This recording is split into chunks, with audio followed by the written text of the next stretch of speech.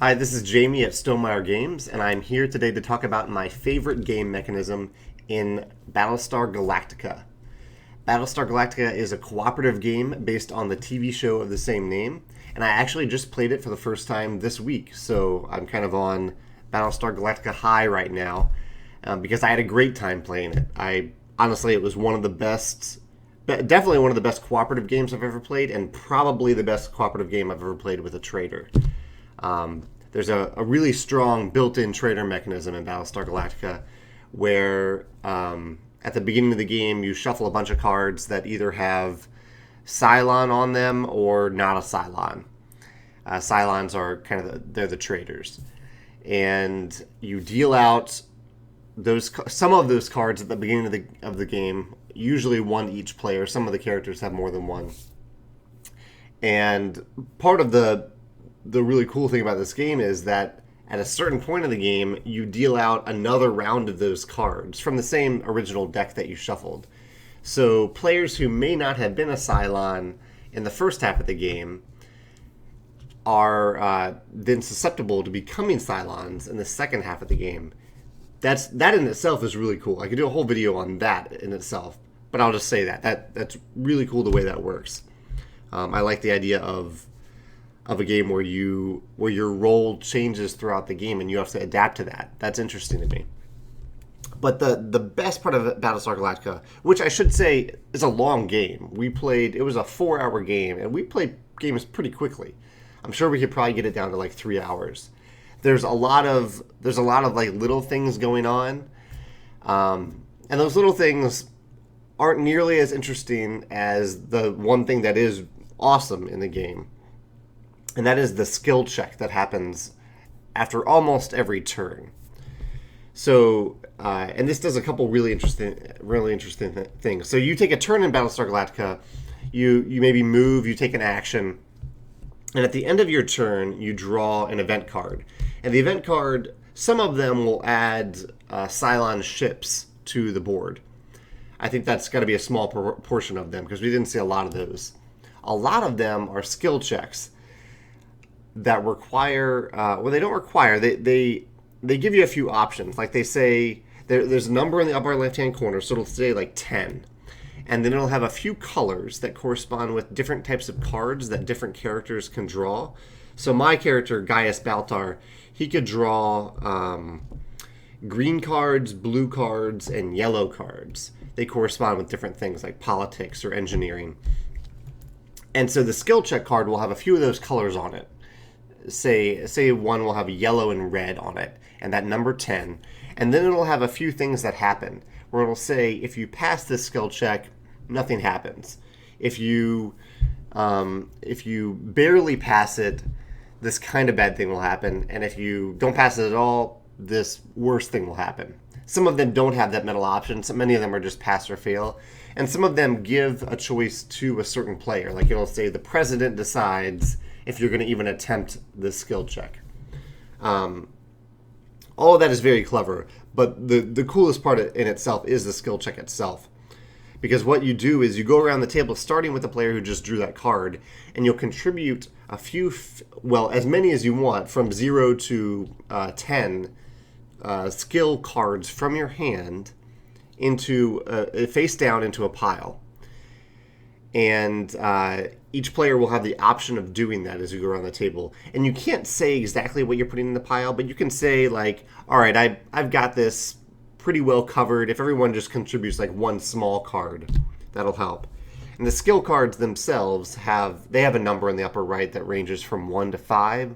And they all have a color too, but you can't see the color. You can only see the backs of the cards. All the backs are the same.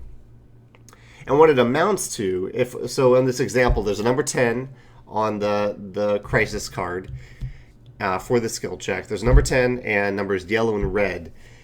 And what you need to do, like every yellow and red card that are put into the pile and then revealed, they add up towards that 10.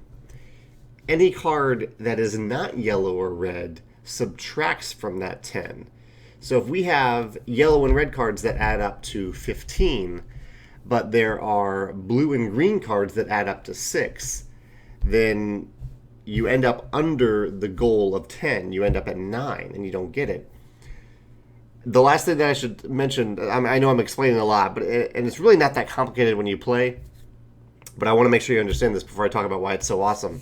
The other thing is, in addition to all the players who are putting in these skill cards, you also have to contribute 2 random skill cards from a Destiny deck.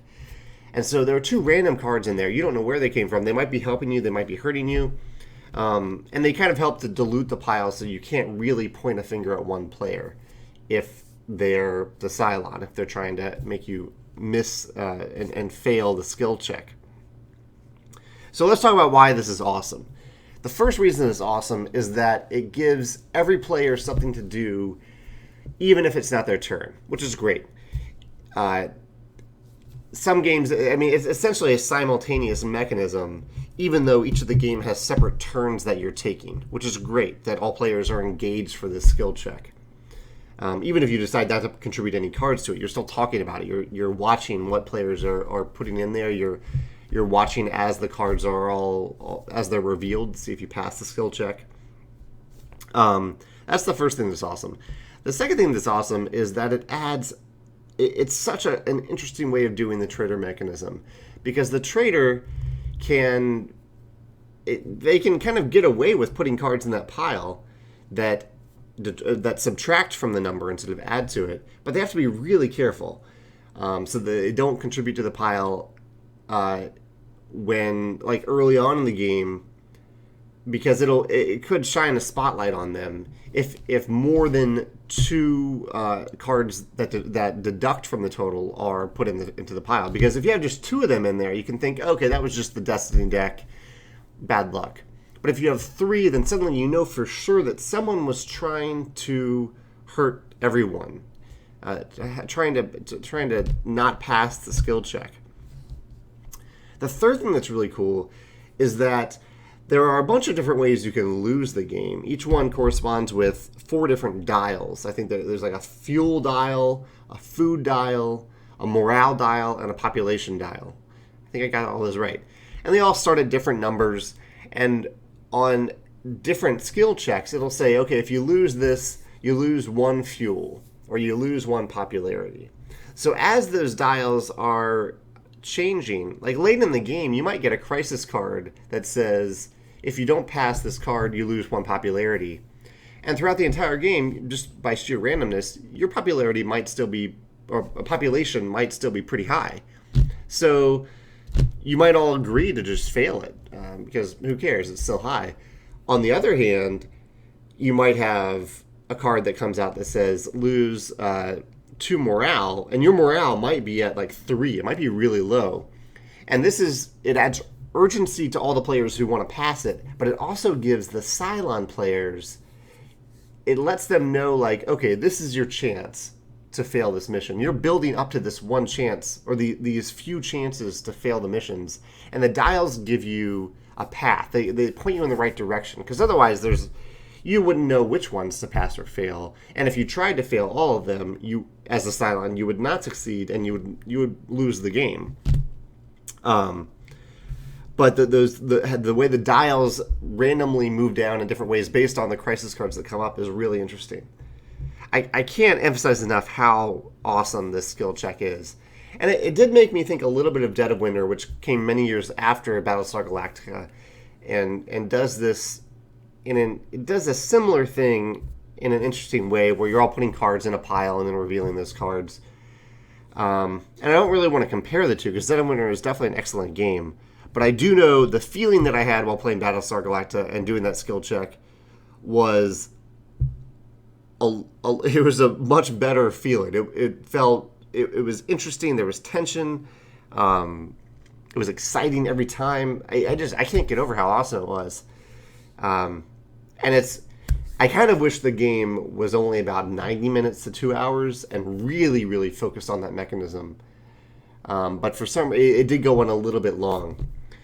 I've even heard people compare it to the Resistance, but the big difference in the Resistance is that not everyone is contributing to the pile, which means that when it's not your turn, you might not do anything. You might not do anything in Resistance for the entire game, whereas in Battlestar Galactica, you're guaranteed to do that. Anyway, I could go on about this mechanism. There's a lot of other things that tie into it, like if you're in the sick bay or if you're in the brig or when you reveal that you're a Cylon. But the core mechanism itself of doing something every turn when it's not your turn and contributing to something that's unknown that really makes a big difference on the game. Where you're kind of working together to that, but trying to fish out or weed out who the Cylons are. It's just awesome. And I'd love to see that mechanism in more cooperative games. Let me know if you can think of other cooperative games that use this mechanism or ways that you would like to see that mechanism evolve in other games. Thanks for your thoughts.